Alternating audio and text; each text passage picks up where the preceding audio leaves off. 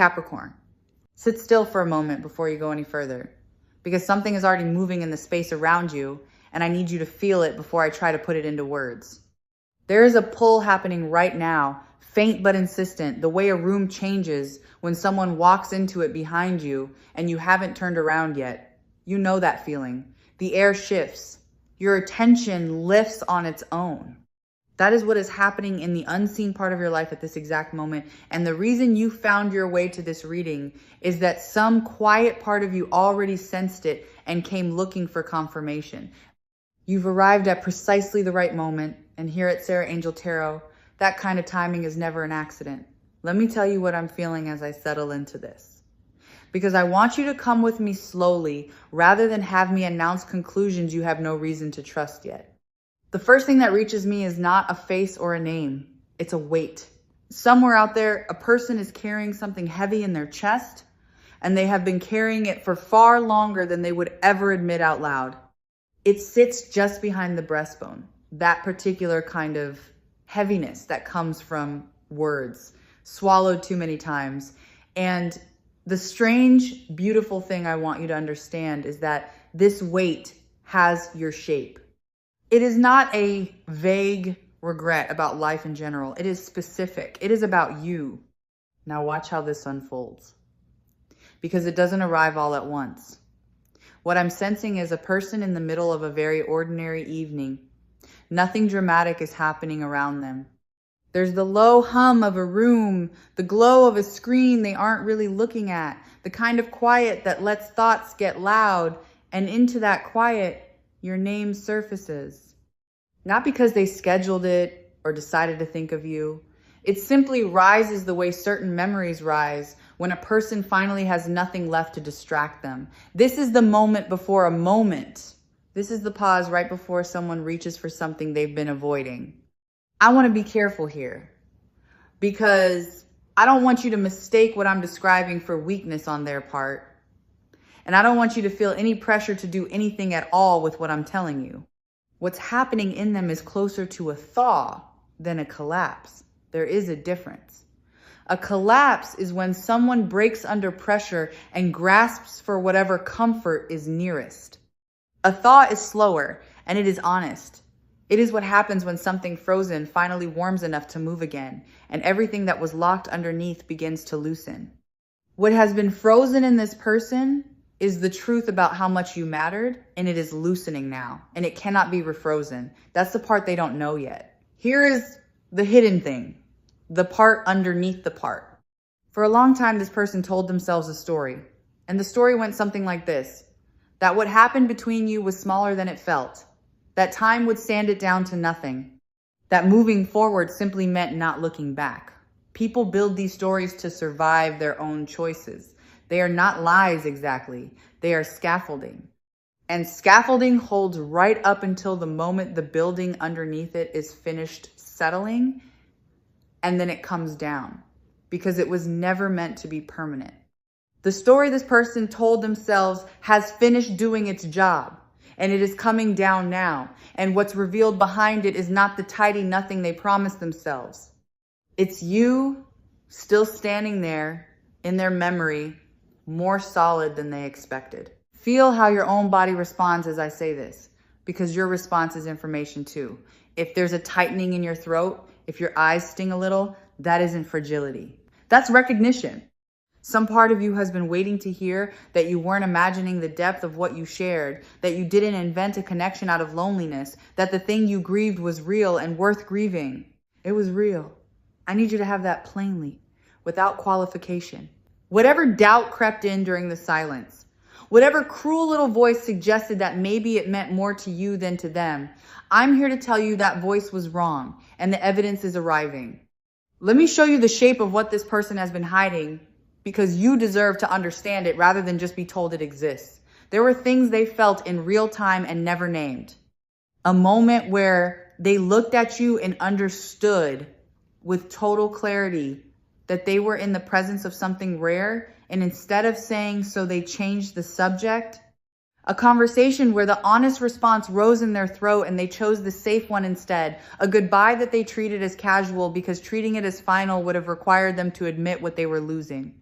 These are the confessions, not grand declarations, small, specific, buried admissions that they have replayed more times than you could guess.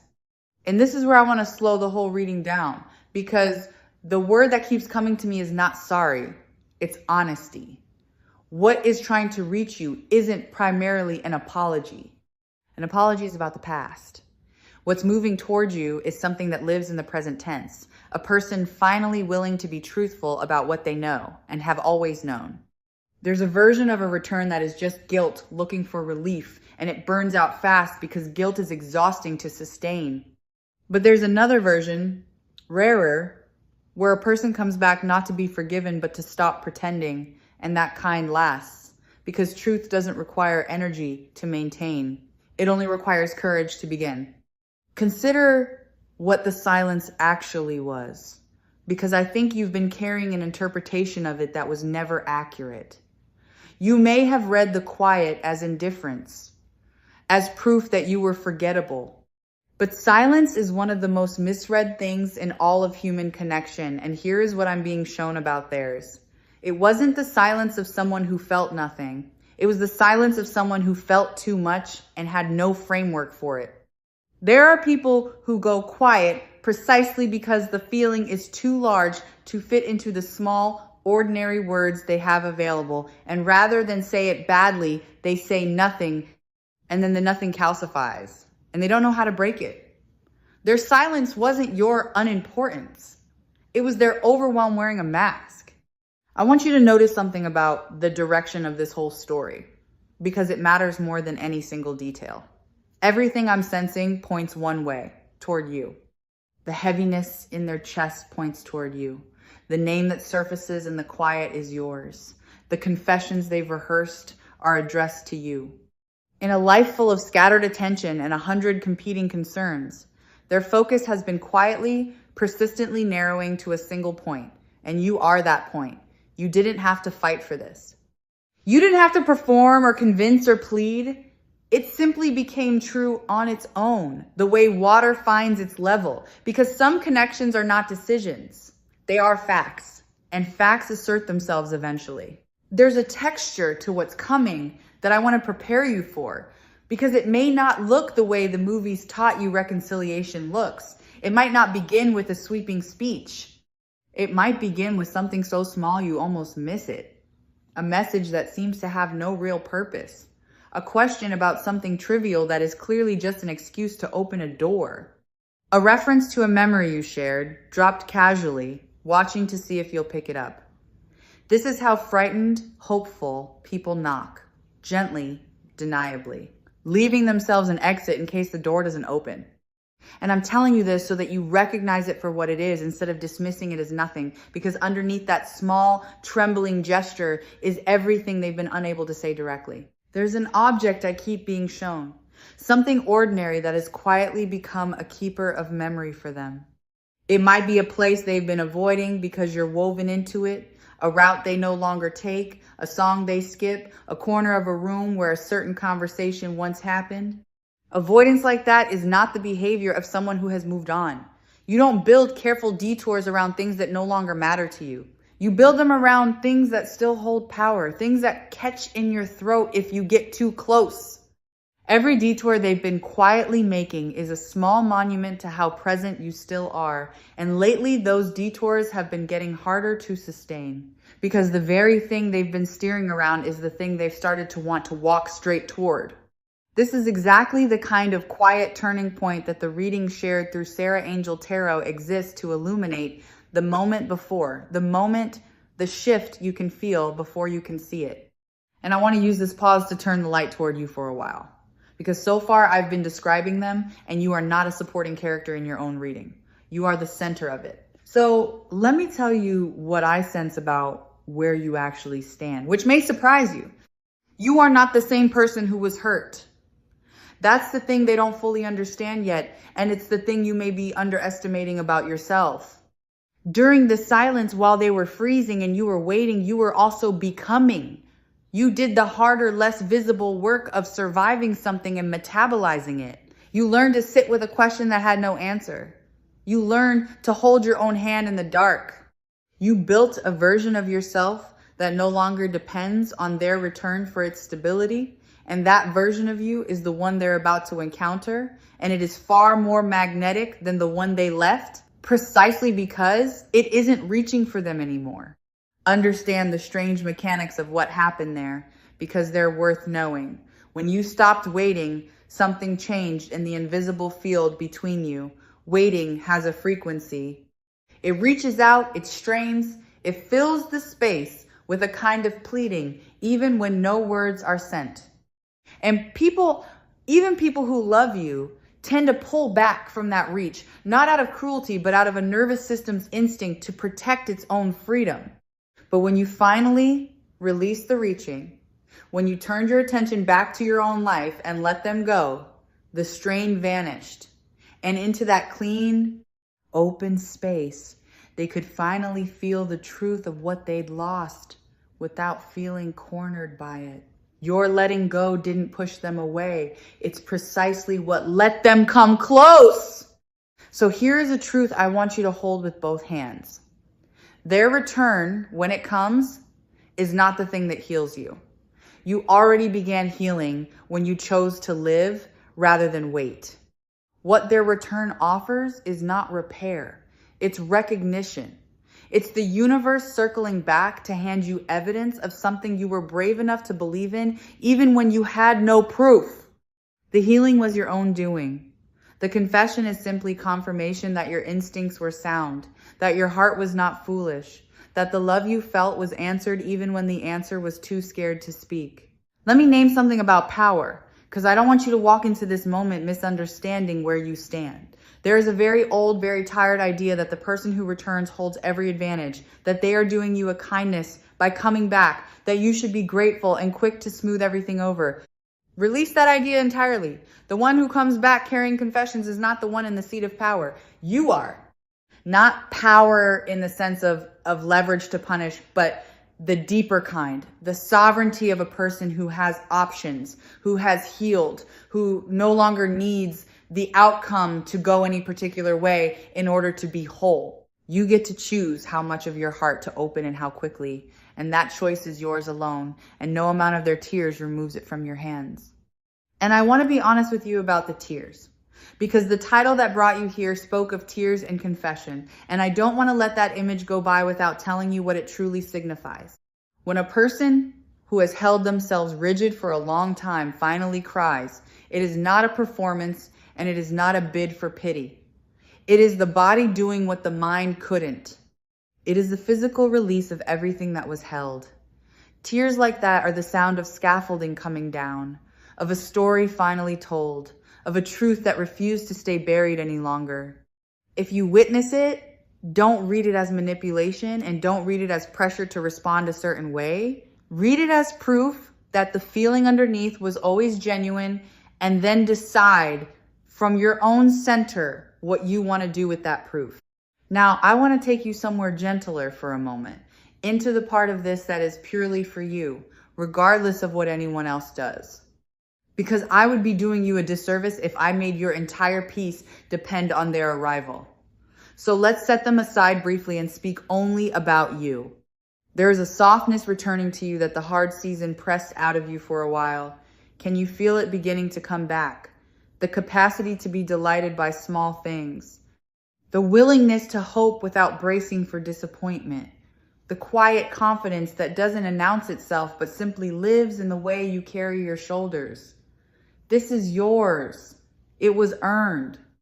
And it would still be yours even in a world where no one ever came back at all, which is exactly why it makes you so ready for the world where someone does. There's a particular grace in the way life is arranging this for you, and I want you to see the artistry of it.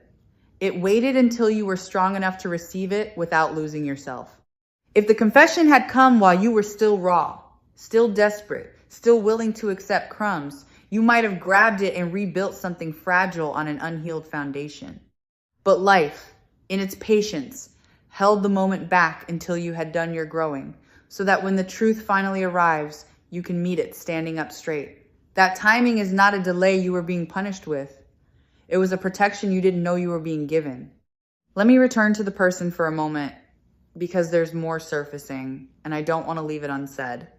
What they're preparing to confess isn't only about you and them as a pair. Part of what they've realized is about themselves. They've had to face the fact that they were a person who let fear make their decisions, who chose comfort over honesty, who mistook avoidance for peace. Coming back to you requires them to admit that to themselves first, and that's the harder confession, the private one that no one else will ever hear. They are, in their own quiet way, growing too. The version of them that reaches for you now is a version that has had to become braver, more honest, more willing to risk embarrassment for the sake of truth. That's not nothing. That's a real change in a real person. I keep being drawn back to the specificity of what they've held, so let me give you a little more of it, because generalities are easy to dismiss and specifics are harder to ignore. There is something they never told you about the way you made them feel seen. Some ordinary moment where you understood them without them having to explain, and it startled them and it frightened them a little because being known is intimate in a way that being wanted is not. Being wanted is flattering, being known is vulnerable, and you knew them, and they've spent the silence realizing how rare that was and how carelessly they treated it. And part of what's rising in them now is the ache of having been truly understood by someone and having failed to hold on to it. Notice how the whole architecture of this is built on truth rather than fantasy, and let that reassure you. I'm not describing a fairy tale where everything is perfect and no one has to do any real work. I'm describing something better and more durable, which is two people arriving at honesty. What makes this hopeful isn't that the past is being erased. It's that the truth is being told at last, and truth is the only ground solid enough to build anything lasting on. Whatever you choose to build or not build, you'll be doing it on real ground now, with the facts finally on the table, and that is an enormous gift compared to the fog of not knowing that you've been living in. I want to speak to the doubt that I know is still sitting in you, the small voice asking whether any of this is real or whether you're just hoping. That voice deserves an answer rather than dismissal. Here's the answer. The fact that you can still feel the pull of this connection after everything, after the silence and the doubt and the effort of moving on, is itself the evidence. Connections that were never real fade cleanly and leave no residue. The ones that were real leave a low, persistent hum that you can feel even when you've decided to stop listening. You've been feeling that hum. It's not delusion. It's the connection announcing that it was never actually severed, only paused, and paused things can resume. Let me widen the lens for a moment and talk about what this whole experience has taught you, because there's a wisdom you've earned that will outlast this particular story. You've learned that you can survive uncertainty. That's not small. So many people are ruled entirely by their need for certainty, and it makes them frantic and controlling and unable to rest. But you sat in the not knowing for a long stretch, and you didn't shatter. You found a way to keep living inside an open question. That capacity is now permanently yours, and it will serve you in every future situation where life asks you to be patient without guarantees.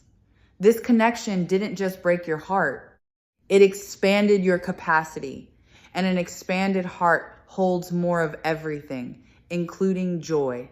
There's something I want to say about forgiveness, because the title carries that word and I don't want to leave it hollow. Forgiveness is one of the most misunderstood movements of the human heart. People think it means saying that what happened was acceptable, or that they're obligated to let someone back in, or that they have to pretend they weren't hurt.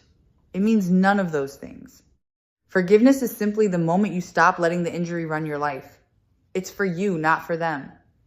You can forgive someone completely and still choose distance. You can forgive them and choose closeness. The forgiveness and the choice are two separate things, and you hold both, and no one gets to rush either one. When the confession comes, you don't owe anyone an instant decision. You're allowed to receive it, feel it fully, and take all the time your heart requires. I want to describe the atmosphere I sense gathering around your near future, because it has a quality I don't want you to miss. It's warm. There's a lightness coming that you haven't felt in a while. the kind that shows up not as fireworks, but as an easing, a sense that a long-held breath is finally being let out. Things that felt stuck are loosening, not just in this one relationship, but in the general weather of your life, as though the resolution of this held question frees up energy that was tied down and lets it flow into other rooms. When one significant knot in a person's life comes untied, the whole rope relaxes. You may find that as this clears, other things you didn't even connect to it begin to move too. Something else is shifting that has nothing to do with them and everything to do with the way you move through the world now. The people around you can feel it, even the ones who know nothing about the story. There's a lightness returning to your presence that others respond to without quite understanding why. A sense that you've found your way back to yourself. And this matters for what's approaching, because the person returning to you will not be meeting the guarded, braced for impact version they might have imagined. They'll be meeting someone who has visibly flourished in their absence, and there is nothing more disarming, nothing that speaks louder than a person who healed on their own. Your wholeness will say more in a single, unhurried glance than any speech could, and it will quietly set the tone for everything that follows. The gentlest guidance always circles back to exactly this, helping you trust the quiet signals your own intuition was already sending before anyone confirmed them out loud. And speaking of intuition, I want to honor yours directly because it has been more accurate than you've given it credit for. Every time you sensed that it wasn't really over, you were right.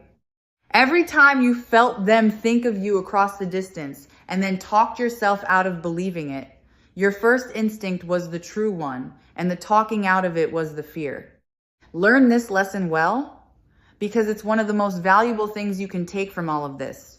Your intuition is not fooling you. It's the doubt that fools you. When the two disagree, the quiet knowing is almost always the truthful one. Let me offer you something practical to hold, not instructions exactly, but a posture. When the moment arrives, whatever form it takes, I want you to receive it from your center rather than from your wound. The wound wants to react instantly, to either fling the door open in relief or slam it shut in self-protection. Both of those are the wound talking. Your center is quieter. Your center can hear what's actually being said, can feel whether the person in front of you has truly changed, can take its time. So when it comes, breathe first. Let the first wave of feeling pass through you without acting on it. Then respond from the steady place, the one you built during all those months of standing on your own. That steady place will not steer you wrong. There's a tenderness I feel toward the version of you that almost gave up, and I want to speak to them for a second. Because there were nights, weren't there, when you decided this was foolish, when you told yourself to stop hoping, when you tried to force your heart to close the file and move on completely? That version of you was doing their best with the information they had. Don't be hard on them. They were protecting you.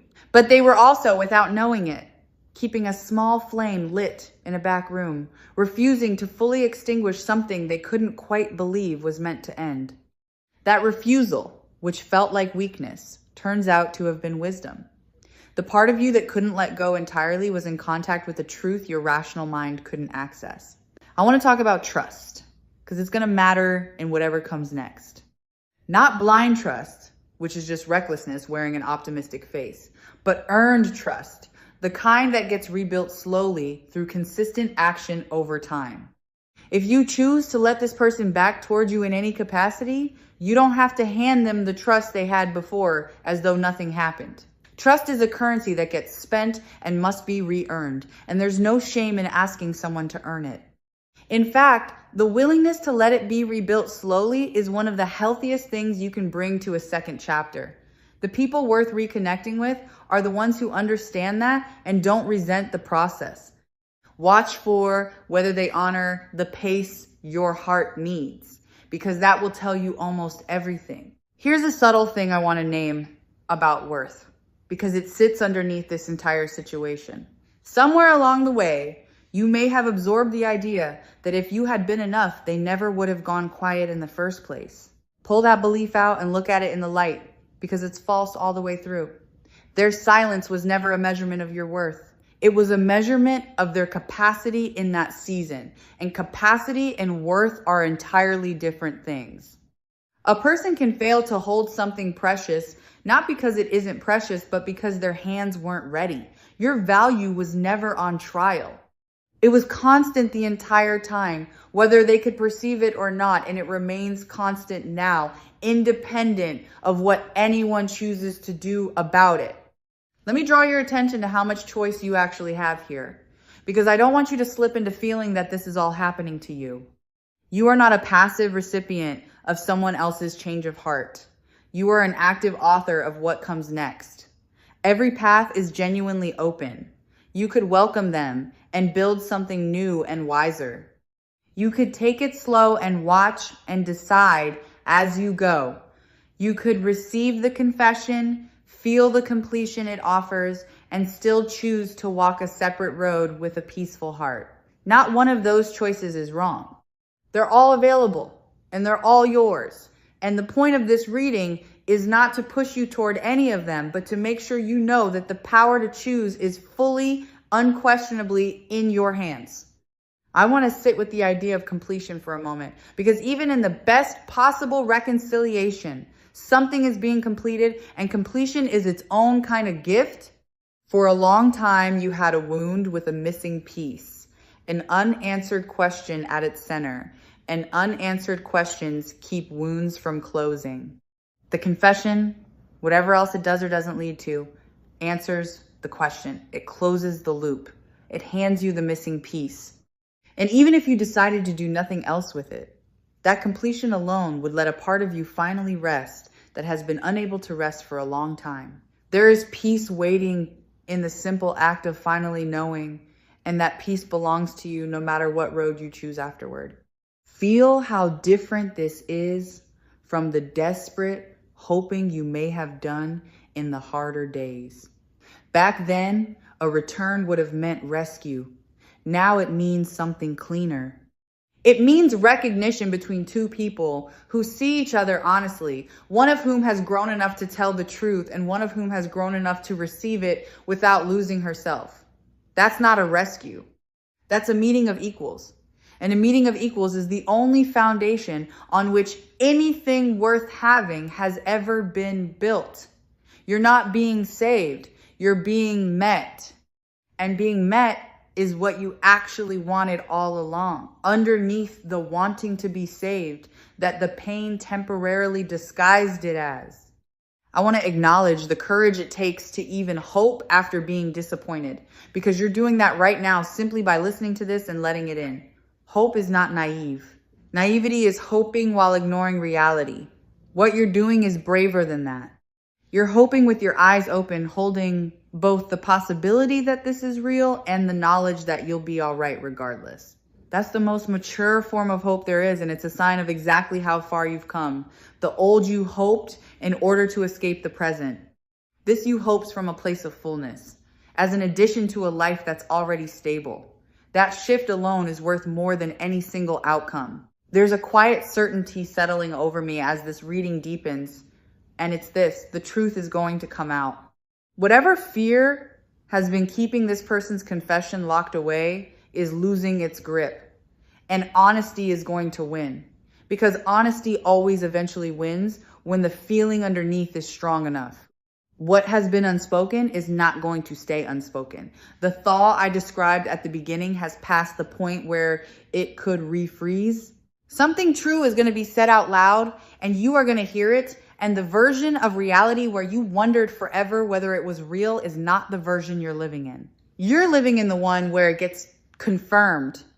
And here's a small thing about how the truth will sound when it comes, so that you can recognize it for what it is. It probably won't be poetic. People who have silently rehearsed a confession 100 times often deliver it plainly when the moment finally arrives, almost clumsily, the polished version abandoned in favor of something simpler and more true. Don't wait for eloquence. The realest confessions are frequently the least graceful, because grace requires distance, and this will have none. If what reaches you sounds a little bare, a little unrehearsed, despite all the private rehearsing, take that as one of the surest signs that it's genuine. Rehearsed lies come out smooth. It's the truth that stumbles, because the truth is nervous about whether it will be received. Let me speak to what happens inside you when it does. because I want you to be ready to honor your own reaction. You might feel joy, and you're allowed to feel it without guilt or hesitation. You might feel a wave of old anger surface alongside the relief, and that's allowed too, because anger and love aren't opposites and both can be present at once. You might feel a strange calm, an almost anticlimactic quiet, as though a part of you always knew and is simply nodding at the arrival of the expected. Whatever comes, let it come. Don't perform the reaction you think you're supposed to have. Your real reaction, whatever it is the honest one, and honesty is what this whole moment is made of. Meet their truth with your own. I want to remind you of something about time that this experience has been teaching you, because it reframes the whole difficult stretch you've been through. The silence felt like time being wasted, like a long, empty corridor you were forced to walk for no reason. But nothing was wasted. That corridor was where you built the self that can now handle this well. Every quiet, lonely, seemingly pointless stretch of it was doing invisible work, forging the steadiness you're about to draw on. If any of it had been shorter, you might not be as ready as you are. Time you thought was being stolen from you was actually being invested in you, and you're about to see the return on that investment. There's a beauty in the symmetry of this that I hope you can appreciate, even in the middle of feeling it. You were the one who kept the connection's true value in your heart, even when it cost you. And now the confirmation arrives that you were right to. The one who forgot is remembering. The one who doubted is being shown proof.